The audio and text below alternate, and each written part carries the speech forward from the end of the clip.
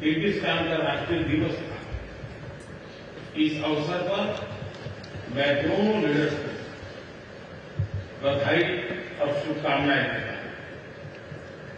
Excellency, पिछले 24 वर्षों में एससीओ का पूरे यूरेशिया क्षेत्र की एक्सटेंडेड फैमिली को जोड़ने में बहुत महत्वपूर्ण योगदान रहा।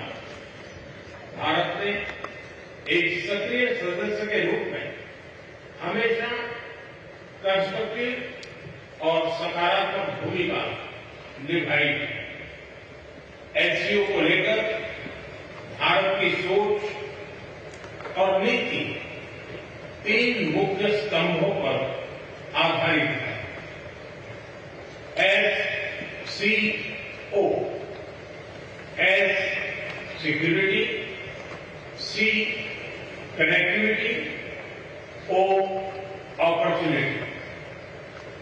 पहले स्तंभ एस यानी सिक्योरिटी के संदर्भ में मैं कहना चाहता हूं कि सुरक्षा, शांति और स्थिरता किसी भी देश के विकास का आधार है। किंतु इस मार्ग में आतंकवाद, अलगाववाद और अतिवाद बड़ी चुनौतियां हैं।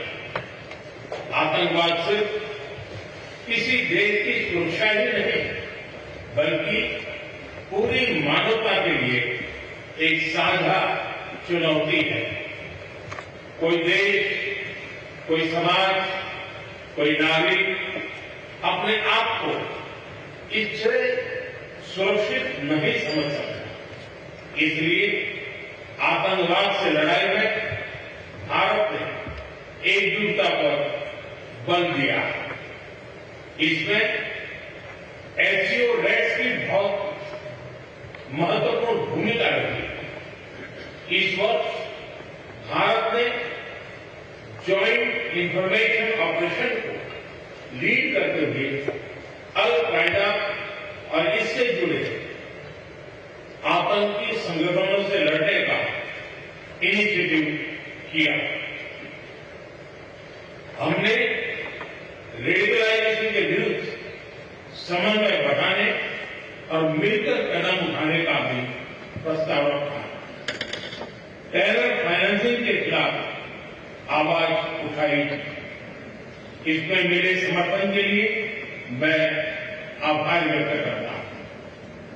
एक्सेलेंसी, भारत पिछले 4 दशकों से निर्मम आतंकवाद का दंश झेल रहा है। कितनी ही माताओं ने अपने बच्चे खोए और कितने बच्चे अनाथ हो गए। हाल ही में हमने पहलगाम में टेररिज्म का बहुत ही घिनौना रूप देखा। इस दुख की घड़ी में जो मित्र देश हमारे साथ खड़े रहे, मैं उनका आभार व्यक्त करता हूं।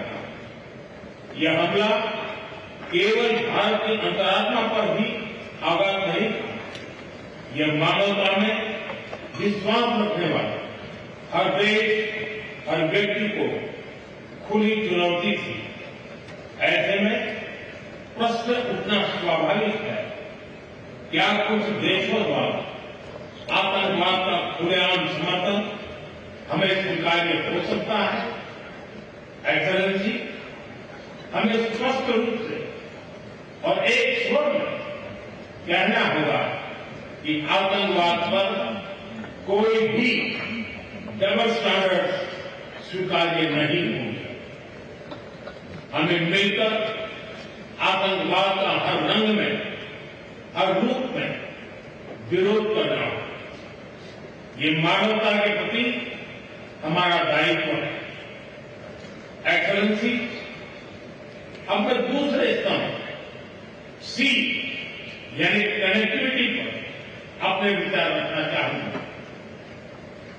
भारत का हमेशा से मत रहा है कि मजबूत कनेक्टिविटी से केवल व्यापार ही नहीं, बल्कि विश्वास और विकास के द्वार भी खुलते हैं।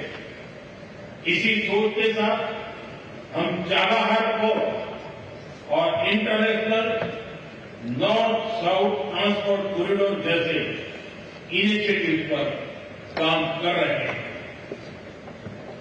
इनसे हम अफगानिस्तान और मध्य एशिया के साथ संपर्क बढ़ा सकते हैं।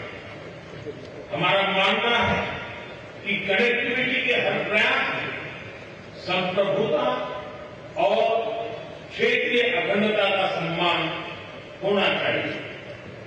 यही एससीओ चार्टर के मूल सिद्धांतों में भी विदित है। Connectivity that bypasses sovereignty, losing trust and meaning. Excellency, तीसरा स्तंभ है ओ, यानी opportunity. Opportunity for cooperation and reform. 2023 में भारत की अध्यक्षता के दौरान नई ऊर्जा और विचारों का संचार हुआ।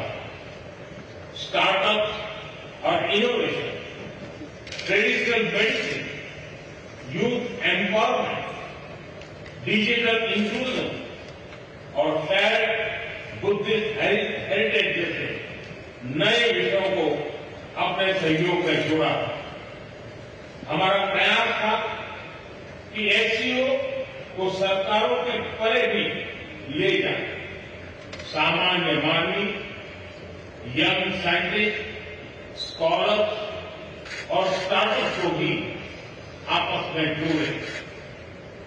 हमारे पीपल टू पीपल टाइम को दृढ़ता देने के लिए मैं आज एक और सुझाव रखना चाहूंगा। एससीओ के अंतर्गत एक सिविलाइजेशन डायलॉग फोरम बनाया जाए।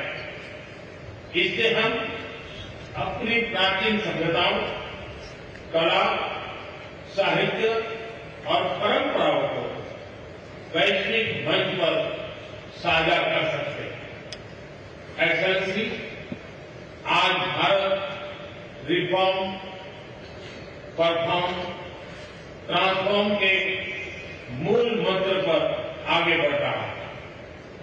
कोविड हो या वैश्विक आर्थिक अस्थिरता, हमने हर चुनौती को अवसर में बदलने का प्रयास किया।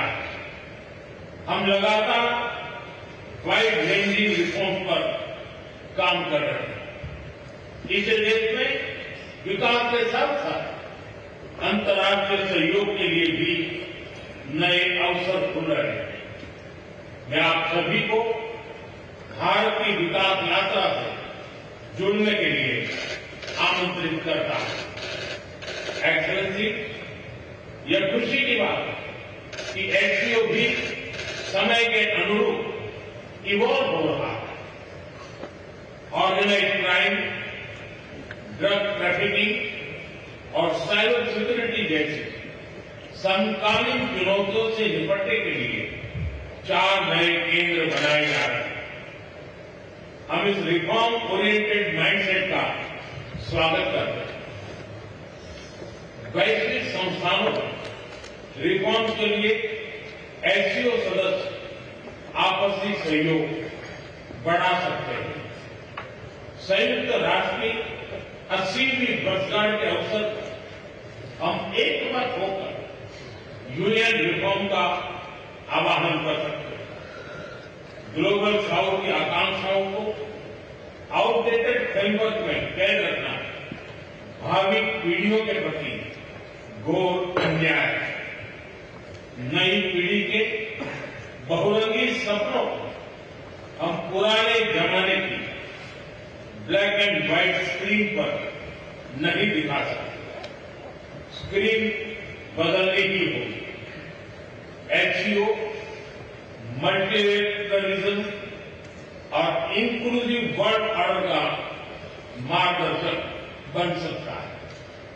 मुझे खुशी है कि इस महत्वपूर्ण विषय पर आज एक स्टेटमेंट जारी किया जा रहा है। एक्सेलेंसी, हम सभी पार्टनर्स के साथ समन्वय और सहयोग के साथ आगे बढ़ रहे हैं। मैं एससीओ के अगले अध्यक्ष किर्गिस्तान के राष्ट्रपति और मेरे मित्र प्रेसिडेंट जपारोव को शुभकामनाएं देता हूं। बहुत बहुत धन्यवाद।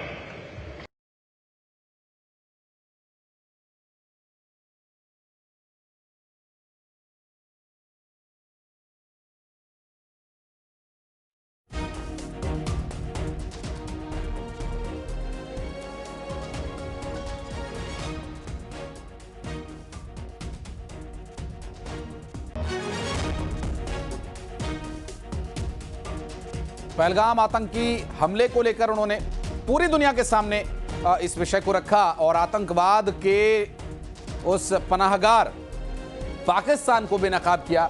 बिना नाम लिए प्रधानमंत्री नरेंद्र मोदी ने स्पष्ट किया कि आतंकवाद को पालने पोसने वालों को सबक सिखाना होगा। और अब